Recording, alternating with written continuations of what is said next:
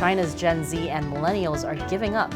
Grim prospects for the future reveal just how badly communism failed China.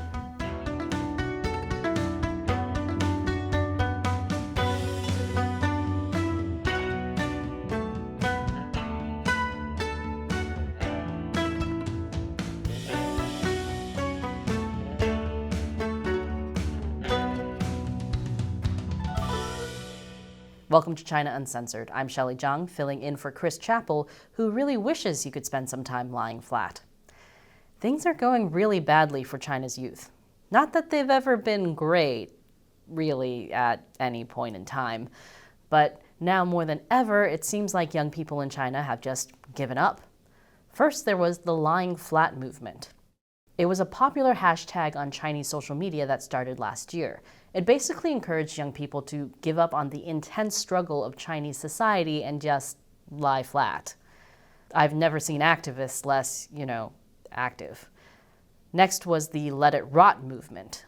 Let it rot means to let things that are already beyond repair deteriorate. Let it rot is like lying flat, but with an added level of cynicism. One Shanghai youth described the difference like this. Lying flat equates to spending little effort and adopting a laid-back attitude, whereas let it rot means not caring whatsoever, seeing as there's nothing to be done. Though, if this is the face of existential despair, I'm strangely okay with it. Also, I'm pretty sure my cat adopted this policy years ago. Apparently he's not lazy, he's politically motivated. Now, the latest term going around is involution. Believe me, it sounds better in Chinese. It suggests a process that curls inward, ensnaring its participants within what the anthropologist Xiang Biao has described as an endless cycle of self-flagellation, which is awful, unless you're into that kind of thing, and if you are, please keep it to yourself.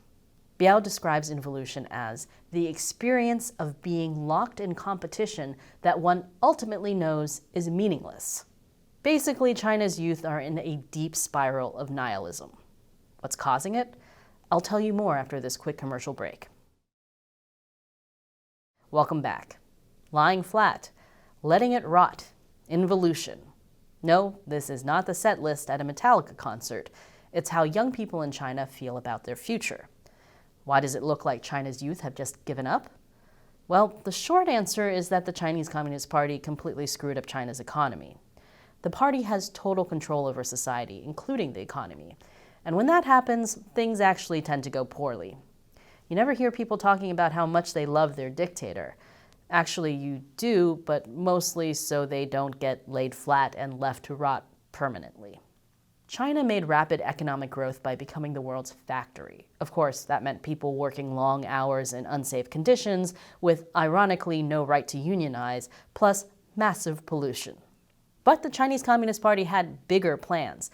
They didn't just want China to make all the world's cheap crap. They wanted China to dominate high-tech industries as well. That's quite the range. That'd be like if McDonald's suddenly wanted to get into Michelin star-rated sushi. They called their plan Made in China 2025. The goal? Transform China from a manufacturing giant into a world manufacturing power. Which sounds almost like the same thing. State-run media, using lots of words to say nothing. The Communist Party pushed a landmark urbanization plan. 250 million people were pushed into cities. Looks fun, doesn't it? But the party also needed highly educated people living in those cities. So in 2013, there was a massive push to create college graduates. The government's annual public education spending grew from 1.7% of GDP to around 4% in 2021, or $557 billion. Now, the investment seemingly paid off. In 1990, there were 500,000 college graduates in China. This summer, a record 10.8 million people graduated from university. Now, that may all sound like a good idea. In the US, people always talk about how we need to invest more in education, and China clearly has the right idea here. The problem is this growth was artificially created by a communist government's directives and not by market conditions. There aren't nearly enough jobs for all these graduates. Could you possibly imagine graduating from college with a degree that's completely useless? Besides all you liberal arts majors out there, I know you know how that feels. China's youth unemployment rate has skyrocketed to 19.3%. By comparison, youth unemployment in the US is 8.1%. Part of the reason there aren't enough white-collar jobs is because, you guessed it, state intervention in the economy. In the last 2 years, the Chinese authorities have hit industries from technology to education and real estate with tough new rules intended to rein in private firms and maintain social harmony. The result? Companies lost money and shed jobs. In July of last year, the party all but banned private tutoring companies. In Beijing alone, 90% of off-campus tutoring companies went out of business. That was a $120 billion industry and a major source of jobs for recent college graduates. Gone. Now they're lucky if they can find work making fancy sushi at McDonald's. A crackdown on video games led to 14,000 gaming-related firms shutting down. Again, jobs that would have gone to these graduates. Now, on top of that, millions of small businesses have gone under thanks to the party's zero-COVID policy. And due to all sorts of government restrictions and funding challenges, it's extremely hard for a recent college graduate to start their own business. This has led to a hyper-competitive job market where people fight for jobs that are increasingly miserable. Take the case of online grocery shopping startup Pinduoduo. It was allegedly making people work 300 hours a month. Standard business hours only make up 160 hours per month. Then some of their workers died, and it created a big backlash. But it also created some job openings. Mind showing the boss my resume? This job market is nuts. But outside of extreme examples like Pinduoduo, there's the Chinese work practice known as 996. That's 9 a.m. to 9 p.m., 6 days a week. One Chinese college student told Fortune magazine, "So many of my peers are struggling to find even their first job, or if they had one, some quit because they were burnt out." Chinese society says you can only be successful if you go to a good school, get a high-paying and high-status job, and buy a home.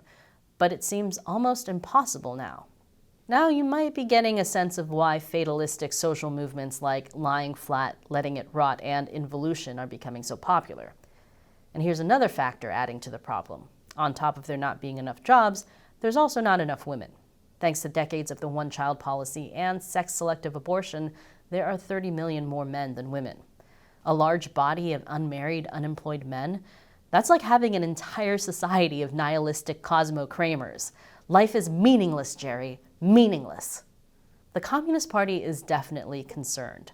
Chinese leader Xi Jinping himself has talked about the dangers of lying flat and involution. Xi knows the dangers of getting stuck in a hole from personal experience.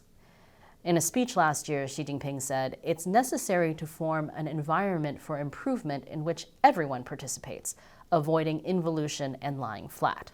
Now, besides the obvious problems, China is also facing an extreme shortage of workers for blue-collar manufacturing jobs. According to China's Ministry of Education, by 2025, they're going to be 30 million people short. Now, the Chinese Communist Party has dug a pretty big hole for themselves, figuratively, of course, since they don't have enough blue-collar workers to literally dig holes. But now there's only one solution: dig their way out. It's time for more state intervention. Mentions of lying flat, letting it rot, and involution are heavily censored on Chinese social media. Surely if young people are forbidden from expressing their dissatisfaction, they won't be dissatisfied anymore. The party is also encouraging college graduates to go work in the countryside. And for those of you keeping track, in the 1960s and 70s, the Communist Party also forced young people to go to the countryside, although that was partly because Mao believed sending the youth to learn from the peasants was good for their ideological education. That's what happened to my parents, in fact. I guess the party is getting back to its roots. Now, with the Chinese Communist Party endlessly spinning its wheels, perhaps the only solution is to lie flat for a while. And China Uncensored would not be possible without the support of viewers like you. As a thank you to the fans who contribute on our crowdfunding platform on Patreon or our exclusive social media platform on Locals, we answer their questions at the end of each episode. Today's question comes from Gregory Ziegler. If I went to live in Taiwan before they get invaded, will I as a foreigner be allowed to help defend the country? By the way, would I be allowed in at all if I have lived in the PRC? So first of all, Gregory, you would be allowed into Taiwan if you've lived in mainland China before. Many Taiwanese have lived in mainland China. Now, if you were living in Taiwan and war with China broke out, what would happen? Well, I'm sure there would be an effort from the embassy of whatever country you're from to get its citizens out, just like we saw when Russia invaded Ukraine. But if you wanted to stay and help with the war effort, I can't imagine a scenario where Taiwan wouldn't want your help. That doesn't necessarily mean frontline fighting. It could be behind the scenes medical work, helping refugees, any number of things.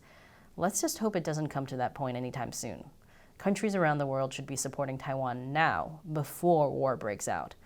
Thanks for your question and your support, Gregory. And if you want to be like Gregory and support the show, visit patreon.com/China Uncensored.